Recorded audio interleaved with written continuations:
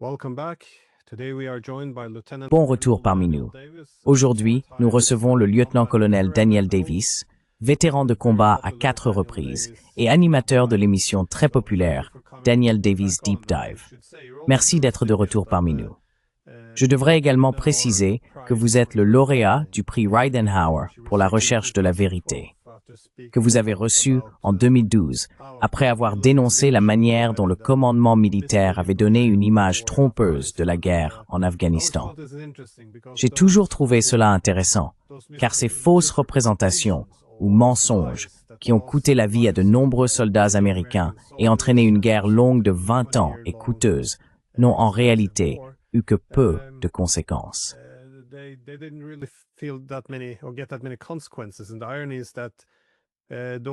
Et l'ironie, c'est que ceux qui s'y sont opposés ou qui ont remis en question la malhonnêteté sont souvent punis. J'ai l'impression que nous sommes dans une situation similaire à celle que vous avez connue en Afghanistan. Seule une présentation positive de la guerre en Ukraine semble acceptable. Du moins en Europe, nous voyons surtout des titres suggérant que l'Ukraine est en train de gagner, que l'Ukraine subit peu de pertes, que la Russie en subit beaucoup, que la Russie envoie des vagues humaines. Les lignes de front ne bougent pas vraiment tant que ça, mais on nous dit que les Russes ont pratiquement perdu parce que leurs objectifs n'ont pas été atteints. Et les Ukrainiens, bien sûr, veulent toujours continuer à se battre, ou du moins, c'est ce qu'on nous dit.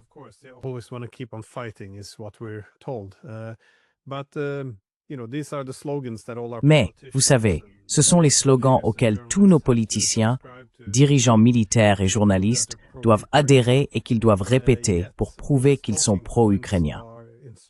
Pourtant, tous ces éléments de langage servent à maintenir le soutien du public à la poursuite de la guerre et au rejet de la paix.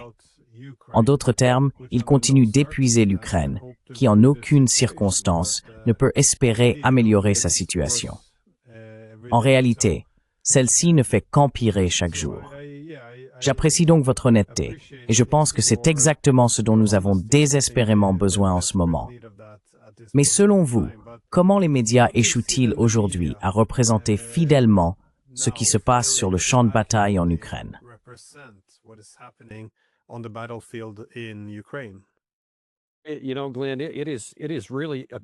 Tu sais, Glenn, c'est vraiment général.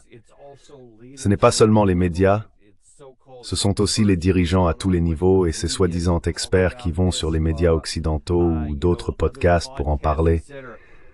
C'est tout simplement stupéfiant pour moi de m'asseoir et de regarder tout ce que les gens racontent. Et je parle des plus hauts niveaux.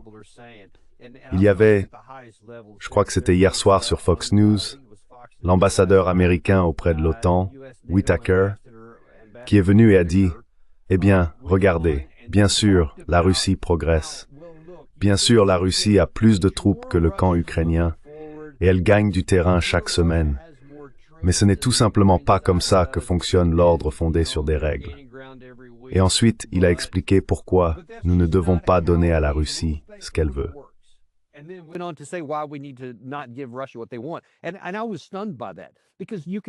Et j'ai été stupéfait par cela, parce qu'on pouvait voir sur son visage pendant qu'il parlait, c'était comme s'il réalisait que ce qu'il disait contredisait ce qu'il allait dire ensuite, que la Russie est en train de gagner sur le champ de bataille.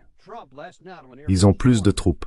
Trump, hier soir à bord d'Air Force One, a explicitement reconnu que l'Ukraine avait trop peu de troupes, qu'elle mourait en trop grand nombre, et que la Russie est un pays plus vaste avec plus d'habitants. Donc cela ne peut aller que dans une seule direction. Il l'a reconnu. Et pourtant, en même temps, on a Kaja Kallas ce matin qui critique la Russie, parce que, incroyablement, il n'accepte toujours pas un cessez-le-feu inconditionnel.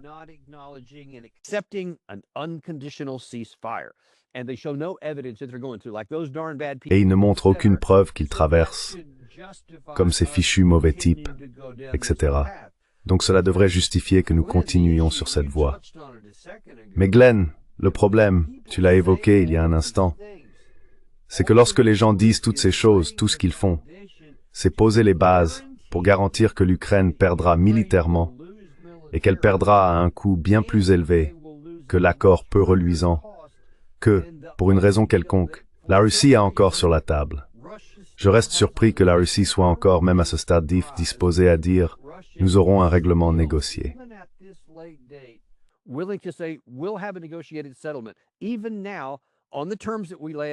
Même maintenant, selon les conditions qui ont été établies en juin de l'année dernière, les plus récentes auxquelles il continue de se référer, elles sont draconiennes et défavorables à l'Ukraine. Mais elles impliquent tout de même 4 oblasts, la démilitarisation, la dénazification et d'autres éléments. Pas d'OTAN, pas d'OTAN. Et ce sont des choses qu'ils disent ne même pas vouloir envisager. Donc soit vous acceptez cet accord, soit vous acceptez celui où ils continuent d'avancer, ce que le président Trump a reconnu qu'ils ont la capacité de faire, et que l'ambassadeur américain auprès de l'OTAN reconnaît également qu'ils en ont les moyens, et qu'ils le font. Et pourtant, je viens de voir les informations quelques minutes avant notre passage à l'antenne, et c'était, je crois, vers 18 heures, heure d'Europe de l'Est.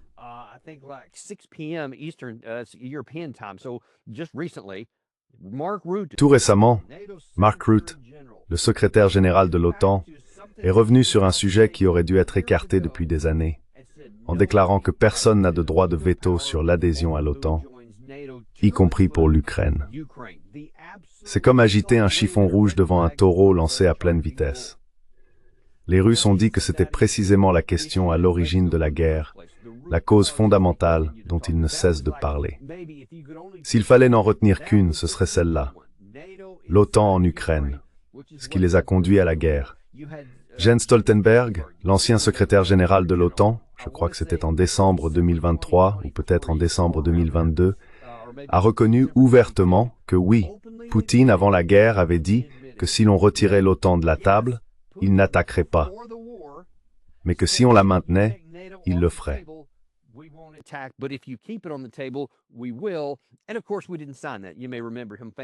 Et bien sûr, nous n'avons pas signé cela. Vous vous souvenez peut-être qu'il l'a dit de manière célèbre. C'était aussi Stoltenberg qui, je crois, en décembre 2021 ou peut-être en janvier 2022, donc avant le début de la guerre, a de nouveau déclaré « Personne n'a de droit de veto sur qui rejoint l'OTAN.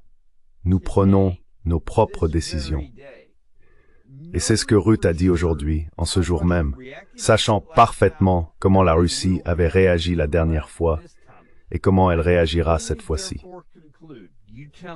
Je ne peux qu'en conclure, et dites-moi si vous avez une autre interprétation, que c'est l'Occident qui cherche délibérément à empêcher le président Trump de mettre fin à cette guerre.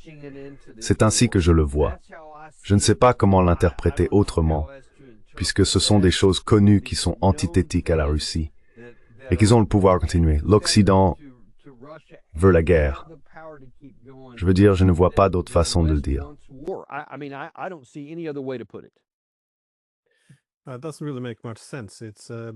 Cela n'a vraiment pas beaucoup de sens. Ce serait comme dire que les États-Unis ne devraient pas avoir leur mot à dire sur le fait que la Russie installe des missiles au Mexique. Parce que ce n'est pas leur pays. Ils n'en ont pas le droit. C'est une règle très étrange qui n'a jamais vraiment été appliquée. En matière de sécurité internationale, si l'on veut réduire la compétition sécuritaire, le principe de sécurité indivisible doit primer.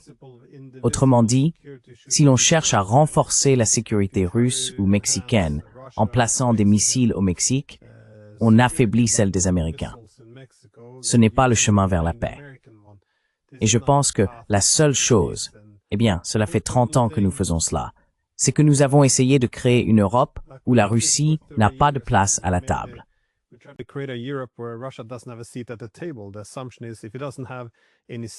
L'hypothèse est que si un pays n'a pas voix au chapitre dans les principales institutions européennes, c'est-à-dire l'UPERME et l'OTAN, alors il n'a pas son mot à dire dans les affaires européennes et qu'il finira simplement par disparaître. Mais c'est là tout le problème. Si l'on ne donne pas à une grande puissance une place dans les institutions, elle s'affirmera militairement. Et pourtant, il continue de le dire. C'est assez incroyable. Et comme vous l'avez suggéré, il ne s'attaque pas non plus à la source du conflit. C'est très étrange que l'élargissement de l'OTAN ne soit même pas un sujet. Il est traité comme de la propagande russe. Mais comment comprendre la proposition de paix de Trump alors? Parce qu'il semble que Trump soit prêt à faire certaines concessions envers l'Ukraine et les Européens. Mais ce faisant, ne s'éloigne-t-il pas encore davantage de tout ce qui pourrait être acceptable pour les Russes?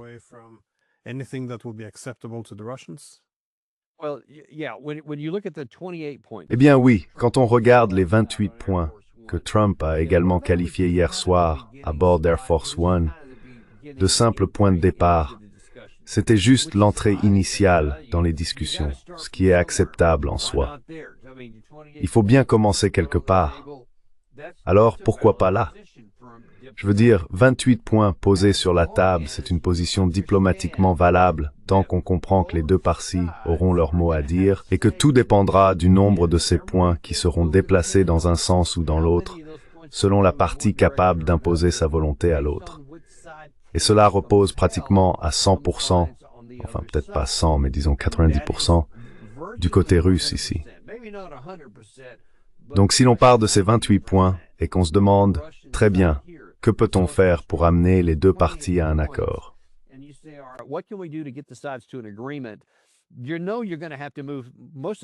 Tu sais qu'il va falloir déplacer la plupart de ces 28 points en direction de la Russie, à l'avantage de la Russie, parce qu'elle a en gros un droit de veto sur tout mouvement dans l'autre sens.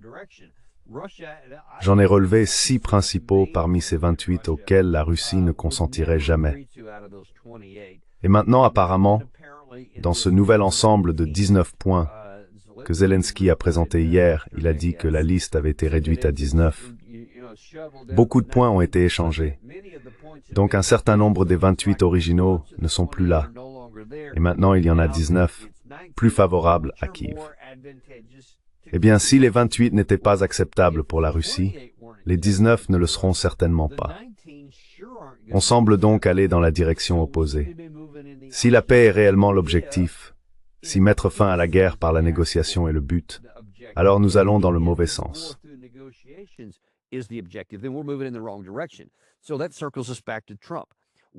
Cela nous ramène donc à Trump.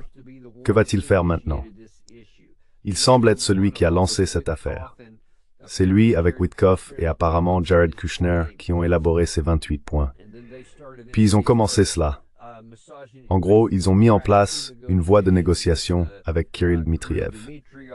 Ainsi, en dessous du niveau officiel, cela permet à chaque camp de garder une dénégation plausible pour accepter ou rejeter la proposition et dire « Eh bien, cela ne vient pas des canaux officiels, etc. » Mais c'est là que tout a commencé. Et encore une fois, c'est acceptable aussi. C'est en quelque sorte ainsi que la diplomatie a fonctionné par le passé. Mais le président Trump doit savoir, et il l'a reconnu hier soir, qu'il comprend qu'il n'a pas, sur le plan militaire, le levier nécessaire pour imposer la conformité du côté russe.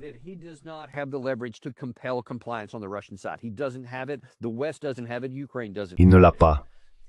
L'Occident ne l'a pas. L'Ukraine ne l'a pas.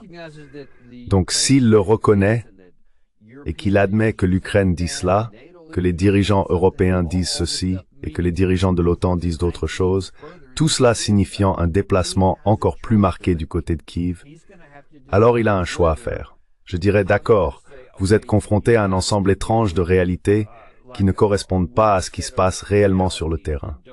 Vous êtes seul. Je ne vais pas cautionner un échec continu, un échec garanti, avec quelque chose qui ne peut pas fonctionner. Voici ce que je propose. Soit vous l'acceptez, soit vous trouvez une autre solution, car je ne participerai pas à quelque chose voué à l'échec. C'est ce qu'il devrait faire.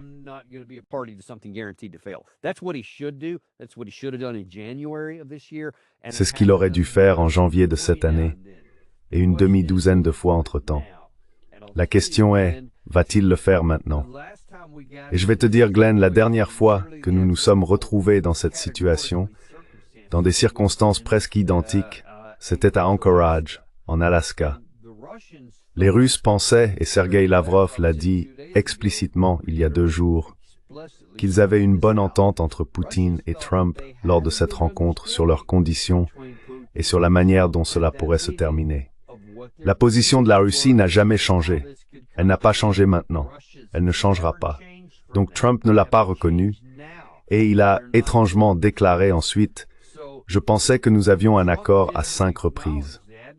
Eh bien, la seule façon de penser que vous aviez un accord, c'est si vous aviez accepté les conditions russes, car eux ne céderont pas.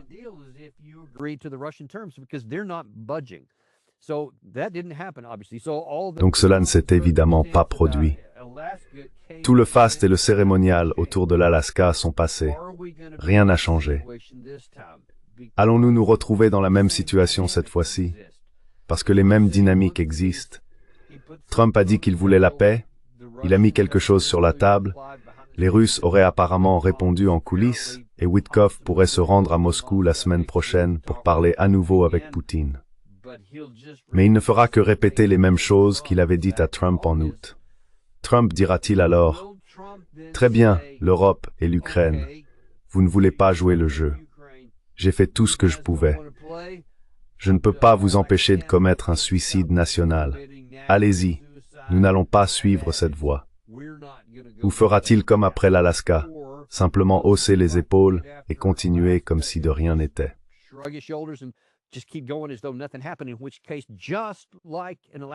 Dans ce cas, tout comme en Alaska, toute cette agitation continue. Cela s'effacera simplement comme si rien ne s'était passé. Et nous reviendrons exactement là où nous en étions, disons en juillet dernier, ou même il y a une semaine, avant que tout cela ne refasse surface. Je veux dire, c'est vraiment là que nous en sommes. C'est entre les mains de Trump de faire bouger les choses ou de s'en aller et de montrer qu'il est incapable et impuissant à arrêter Zelensky, Mark Rutte ou Ursula von der Leyen. Parce que ce sont eux qui dirigent la situation en ce moment. Il faut être honnête. C'est la réalité, car eux non plus ne cèdent pas. Donc pour l'instant, l'Europe et l'Ukraine ne bougent pas, la Russie ne bouge pas, et les Américains essayent de faire bouger quelqu'un sans aucun succès. Je ne vois pas les choses autrement.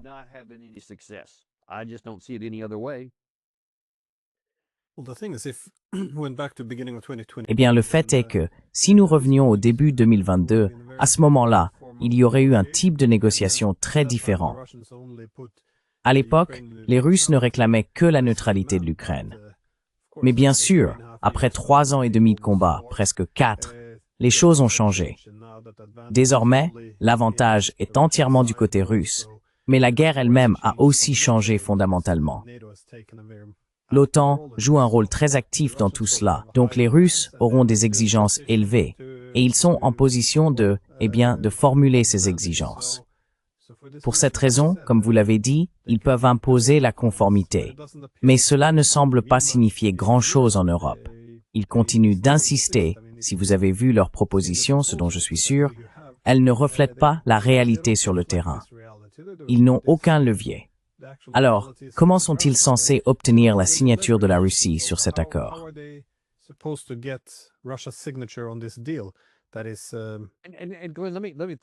Et Glenn, permets-moi d'ajouter une autre chose ici, car je pense que c'est important. Tu as mentionné les conditions qui existaient en 2022, lorsque cela aurait pu être réglé par la négociation, parce que nous avons choisi de ne pas le faire, soit avant le 24 février, soit ensuite à Istanbul. Et nous avions une chance dans les deux cas. La Russie qui existait à cette époque comptait environ 200 000 soldats désignés pour combattre en Ukraine, mais seulement, au départ, pour quelques semaines. Si je comprends bien, à peine 100 000 sont réellement entrés, ce qui n'est pas du tout suffisant pour faire quoi que ce soit dans un pays entier. Et ils étaient répartis sur 5 axes différents.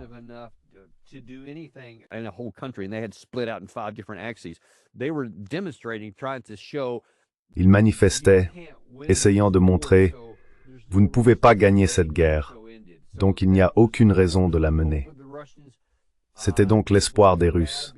C'était une erreur, car ils n'avaient qu'un seul plan. Ils n'avaient pas de plan B doté de ressources, et ils en paient le prix depuis. Mais maintenant qu'ils l'ont payé, ils ont construit une armée bien plus puissante qu'en 2022. Et l'OTAN en est à peu près au même point qu'en 2022. De plus, les Russes disposent désormais de l'expérience, des capacités, des doctrines qu'ils ont apprises, de la manière dont ils ont appris à combattre, et des drones, au niveau stratégique, opérationnel et tactique, ainsi que de toutes les différentes variantes qui en découlent.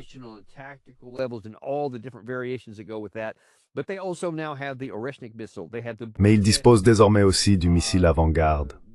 Ils ont le Burevestnik, en gros, un missile de croisière sans fin, et ainsi de suite.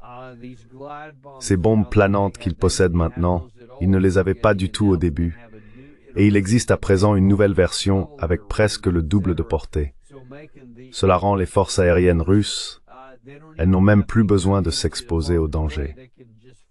Elles peuvent simplement voler en toute impunité dans un espace aérien qu'elles contrôlent entièrement, et le camp ukrainien est impuissant. Tous ces éléments jouent en faveur de la Russie. Leur force globale est désormais environ 50% plus importante qu'avant, environ 1,5 million actuellement, contre moins d'1 million au début de la guerre.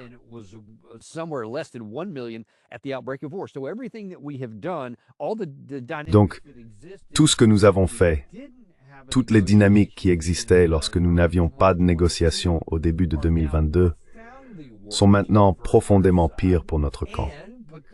Et à cause de toutes ces sanctions, nous avons rendu la Russie moins vulnérable à l'influence occidentale. Donc vraiment, quelle que soit la manière dont on le calcule, nous nous sommes rendus comparativement plus faibles que le camp russe, ce qui devrait signifier que nous avons d'autant plus de raisons en ce moment de parvenir à un règlement négocié, de retirer cela de la table et de mettre fin à ce déséquilibre qui continue de jouer contre nous. Mais au lieu de cela, nous agissons comme si nous étions encore, je ne sais pas, en 1991. J'ai du mal à comprendre.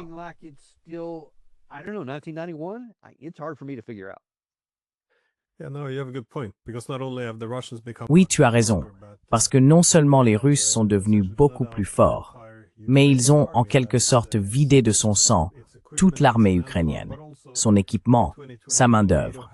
Mais aussi, en 2022, les entrepôts d'armes de l'OTAN étaient pleins. Maintenant, ils sont vides. Et enfin, les lignes défensives. Les Ukrainiens les avaient préparées au cours des 8 dernières années. Et aujourd'hui, la plupart sont entre les mains des Russes. Donc tout l'avantage a été perdu. Et maintenant, bien sûr, alors que la situation se détériore, on insiste toujours sur le fait que tout traité de paix doit être une capitulation de la Russie, parce que c'est l'agresseur et le méchant. C'est la logique qu'on entend aujourd'hui. Mais qu'est-ce que ça signifie? Que prédises-tu? Je sais qu'il faut être prudent quand on fait des prévisions, mais cela se résoudra-t-il par la diplomatie ou sur le champ de bataille?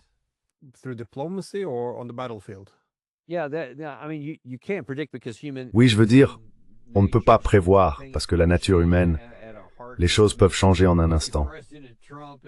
Je veux dire, regardez le président Trump et comment, lorsque le maire de Blasio a été élu à New York, au début il disait « c'est une personne horrible, c'est un communiste ».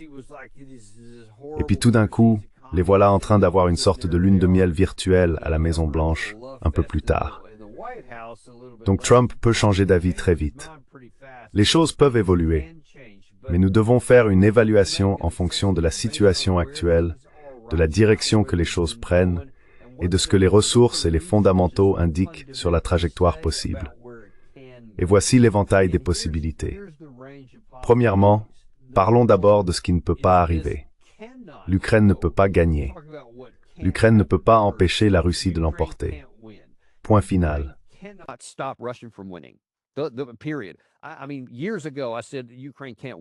Je veux dire, il y a des années, j'ai dit que l'Ukraine ne pouvait pas gagner. Et ensuite, cela a évolué vers l'idée que l'Ukraine ne peut désormais pas empêcher de perdre, parce que la Russie a la capacité et certainement la volonté de continuer. Voilà donc le premier point. Peu importe d'où l'on veut partir, il faut partir du principe que l'Ukraine perdra la guerre, à moins qu'un règlement négocié ne soit trouvé. Et je parle bien d'une défaite militaire. S'il n'y a pas de négociation, ils n'obtiennent rien, ne peuvent rien exiger. Ils reçoivent simplement les conditions de reddition, où ils sont anéantis. Point final. Je veux dire, ce serait une victoire militaire totale. La Russie a la capacité, le temps et la patience pour y parvenir. Maintenant, là où nous en sommes, si le président Trump se lève et se prépare, comme on dit, et déclare simplement « Très bien, j'ai pris une décision, c'est comme ça, vous vous ralliez ou je m'en vais »,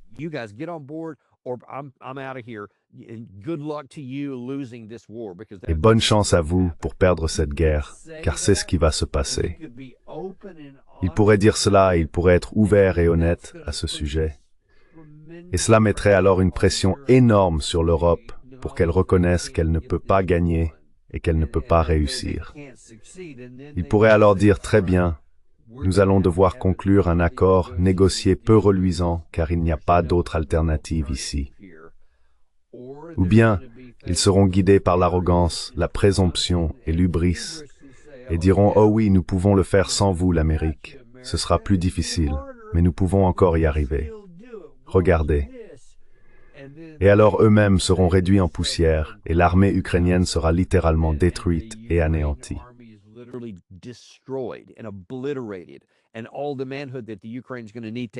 Toute la virilité dont l'Ukraine aura besoin, même s'il ne reste qu'un État résiduel pour survivre après cette guerre, va être perdue. Et déjà, je pense qu'elle est à 0,88 de capacité de remplacement, alors qu'il faut 2,1 simplement pour maintenir la population à l'avenir. Ils sont à 0,88 en ce moment. Donc ils sont en train de mourir en tant que nation à cause de tout cela. Félicitations OTAN. Félicitations Union européenne. Beau travail pour avoir permis le suicide de l'Ukraine, car c'est bien ce que c'est jusqu'à présent. Voilà donc la question. Trump tiendra-t-il bon et exigera-t-il cela en mettant la responsabilité sur l'Europe? Ou bien Trump fera-t-il comme il l'a fait en Alaska, hausser les épaules, passer à autre chose, ne rien faire et ne marquer aucun point?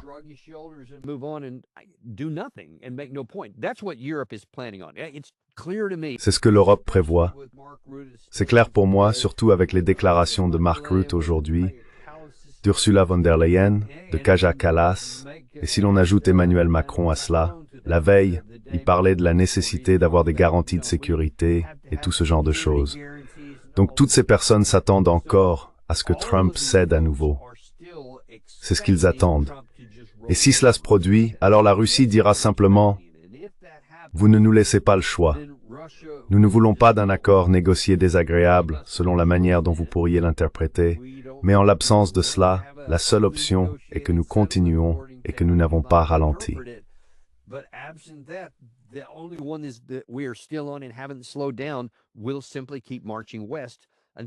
Nous allons simplement continuer à marcher vers l'ouest, jusqu'à ce que nous prenions tout ce que nous voulons, puis nous vous dirons simplement quelles sont les conditions à la fin, sans aucune contribution de votre part. Voilà où nous en sommes. Et donc vous demandez ce que je pense être le plus probable. Je pense que le plus probable, c'est que Trump cède, que la Russie hausse les épaules et continue simplement sa marche vers l'ouest pendant que les soldats ukrainiens continuent de mourir. Et ensuite, je ne sais pas, j'imagine que les Européens vont simplement dire « Eh bien, nous avons essayé », et ils rejetteront la faute sur tout le reste du monde, et ainsi de suite, tout en continuant à se poser en victime. Mais cela ne changera pas le résultat concret. Ils peuvent enjoliver la situation autant qu'ils veulent, mais ils condamnent l'Ukraine à mort.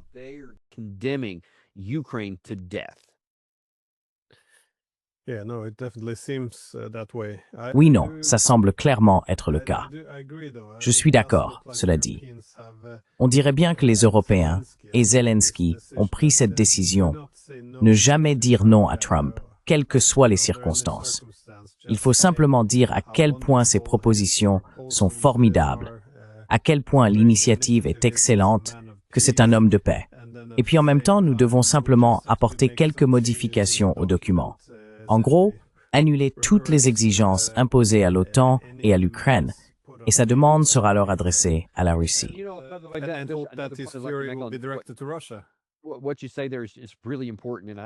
Ce que tu dis là est vraiment important, et je veux rebondir dessus. Tu vois, ces dirigeants en Europe et Zelensky ont vraiment appris à gérer Trump. Ils le couvrent d'éloges, vantent ses grandes réalisations, ou peu importe, tout en agissant de manière à le contourner et à le saper. Il continue à aller dans une direction qui ne peut que mener au sabotage de ses opérations et de cet espoir de paix. Et tu sais, Trump semble ne pas s'en rendre compte, ou ne pas vouloir les confronter à ce sujet.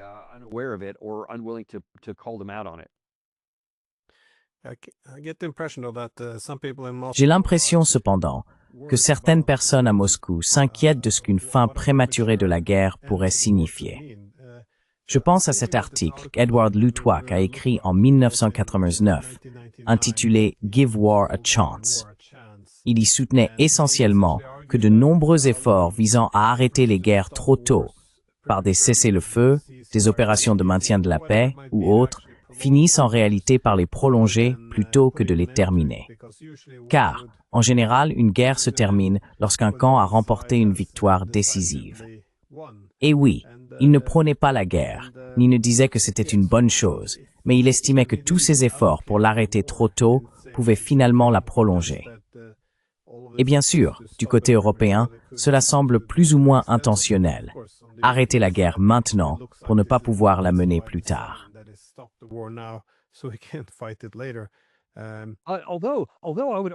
Bien que je soutienne qu'il y ait une certaine validité à ce concept, il s'applique généralement au camp qui est en position d'avantage. Vous ne voulez pas arrêter votre guerre trop tôt. Cela pourrait donc être un message pour la Russie. Ne vous arrêtez pas avant d'avoir atteint vos objectifs réalisables. Sinon, vous pourriez finir par devoir la reprendre plus tard. On peut certainement regarder la Première et la Seconde Guerre mondiale. La fin de l'une a en quelque sorte préparé le terrain pour l'autre. Il y a une part de vérité là-dedans, mais pas du point de vue du camp perdant. Car si vous êtes du mauvais côté, vous voulez que la guerre se termine le plus vite possible, afin d'avoir peut-être une chance d'en mener une autre plus tard. Parce que si vous ne mettez pas fin à celle-ci maintenant, vous ne serez pas là pour en mener une autre. Et c'est là, je pense, qu'ils passent à côté de l'essentiel.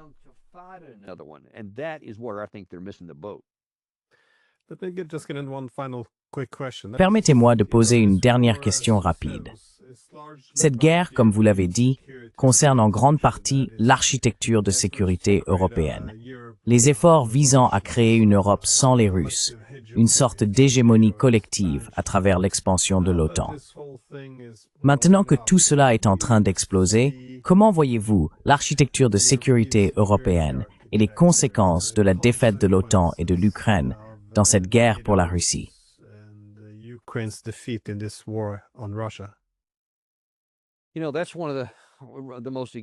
Vous savez, c'est l'une des tragédies les plus exaspérantes de toute cette guerre, à mon avis. Qu'il aurait pu exister une architecture de sécurité européenne très efficace qui aurait assuré la sécurité de tout le monde. Tout le monde en Europe, l'Europe de l'Ouest, l'Europe centrale, à la frontière avec la Russie, l'Ukraine, la Géorgie. Tout le monde aurait pu bénéficier d'un cadre de sécurité solide si la sécurité de chacun avait été mise sur la table. Vous avez mentionné, au début de cet épisode, que le camp occidental ne voulait même pas inclure la Russie dans quoi que ce soit. Ils ont donc intégré dès le départ dans le système un ayant et un non-ayant, un dedans et un dehors.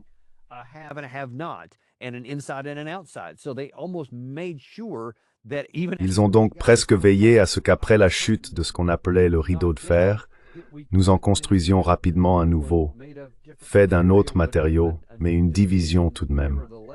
Et maintenant, nous avons ce problème. Après la fin de l'Union soviétique, la Russie était affaiblie, moribonde, et youpi, nous pouvions la maintenir à ce niveau.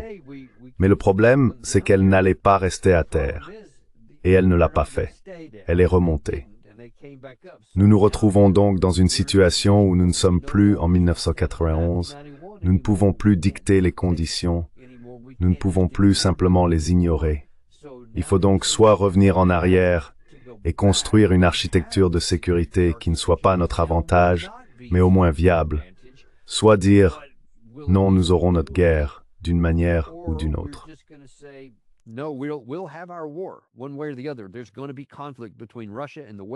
Il va y avoir un conflit entre la Russie et l'Occident. Et vous savez, c'est inévitable. On voit déjà de nombreux pays occidentaux en parler, ils s'y préparent déjà concrètement, ils le disent tout le temps. Et je pense qu'à ce stade, il est aussi important de souligner qu'une partie des forces néfastes en Occident qui souhaitent cela sont celles qui ont besoin d'un ennemi. Et elles ont choisi de maintenir la Russie dans ce rôle. Elles ne voulaient pas, et ont activement œuvré contre une architecture de sécurité à l'échelle européenne. Elles ne veulent pas de paix sur tout le continent. Elles avaient besoin d'un ennemi sur lequel se concentrer afin de pouvoir renforcer les bases industrielles de défense, ce qu'elles ont réussi à faire. Et tant qu'il y a un méchant, on peut garder tout le monde motivé à continuer de dépenser davantage d'argent.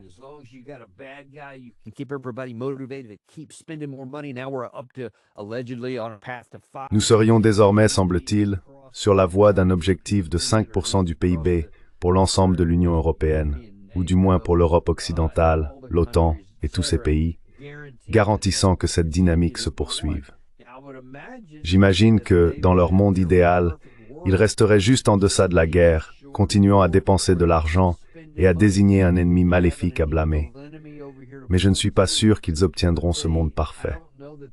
Je pense qu'ils vont se retrouver dans l'une de ces situations où l'on finit par obtenir exactement ce qu'on voulait éviter, c'est-à-dire une guerre. Et cette fois, cela ne se passera pas comme pendant la Seconde Guerre mondiale. Je pense que nous pourrions bien nous retrouver du côté des perdants si, Dieu nous en garde, cela devenait nucléaire, auquel cas, tout le monde perdrait. Mais si cela restait conventionnel, nous serions actuellement en position de faiblesse et nous perdrions.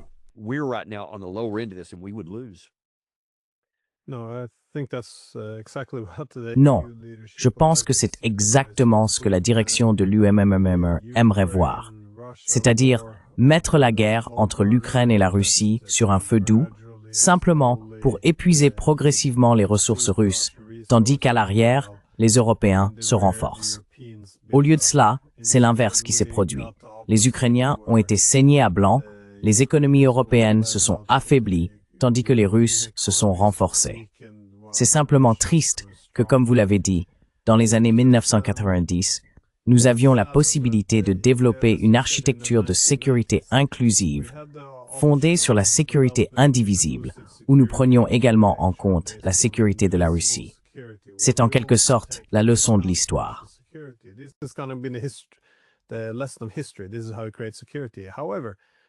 C'est ainsi que nous créons la sécurité. Cependant, une fois que nous avons vu l'occasion de viser une paix hégémonique, nous l'avons associée à une idéologie qui disait « Nous n'avons pas besoin d'inclure la Russie. Nous avons des institutions de sécurité interdémocratiques. L'OTAN, l'UMPLA. Vous savez, tout le monde en profite. Elles sont une force pour le bien. » Ainsi, même lorsque l'OTAN et l'UPMM se sont étendus vers les frontières russes, les Russes étaient censés être heureux, car cela devait apporter la stabilité. C'était l'argument.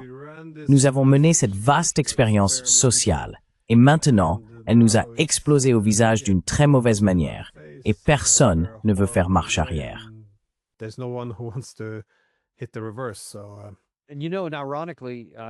Et tu sais, ironiquement, Glenn, si nous avions conservé cette attitude sans pour autant étendre physiquement l'OTAN, simplement en la maintenant là où elle était, cela aurait peut-être perduré. Ils auraient peut-être pu s'en tirer ainsi. Mais une fois que nous avons commencé, ou plutôt continué à étendre l'OTAN toujours plus loin, puis exiger qu'elle s'étende à l'Ukraine et à la Géorgie en 2008, et qu'en 2022 encore nous répétions la même chose à propos de l'OTAN, et que nous continuons aujourd'hui à le dire en refusant d'écarter cette option. Je veux dire, nous avons presque garanti le conflit.